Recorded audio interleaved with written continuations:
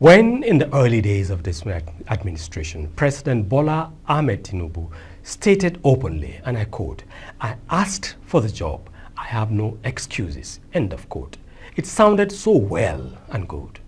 Fast forward to the present, the governance space is totally diminished to constant reminders that the distortions, inefficiencies and dysfunctional situations the nation currently faces are blamed on previous administration.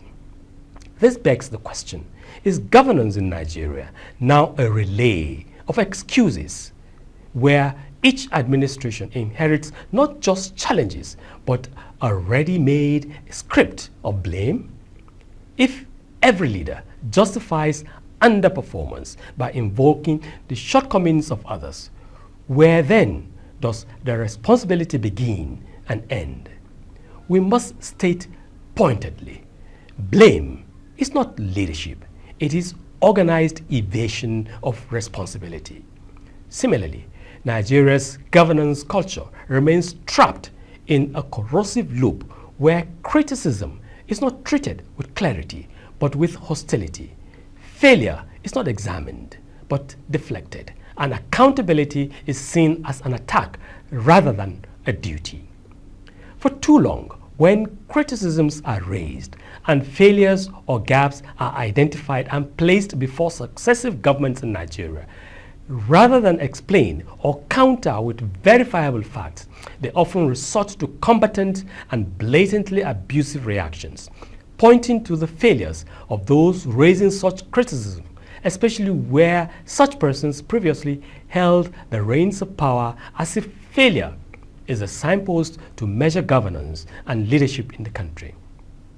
When legitimate concerns are raised about economic hardship, insecurity, infrastructure gaps, or institutional decay, the instinctive response from those in power is often combative.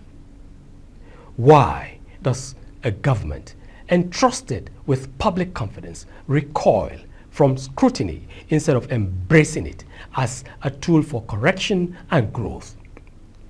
What does it say about leadership when its first impulse is to discredit the critic rather than address the critique? This pattern of deflection reveals a deeper institutional weakness and of governance by excuses, but excuses are not policy. Governance by excuses only reflects Nigeria's dangerous descent to institutional evasion. Let's be clear, governance is not a contest of egos. It is a responsibility grounded in service, transparency, and measurable progress.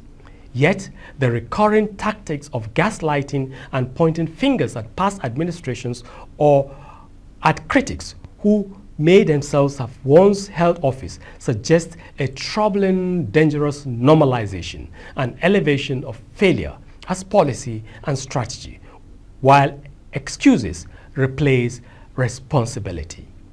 The danger of this trajectory cannot be overstated.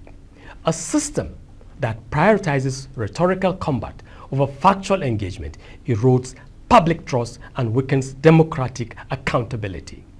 Citizens are not asking for perfection.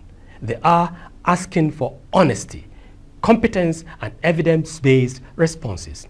When leaders resort to insults or diversionary tactics, they send a clear message that perception management matters more than performance, and that power can be sustained without results.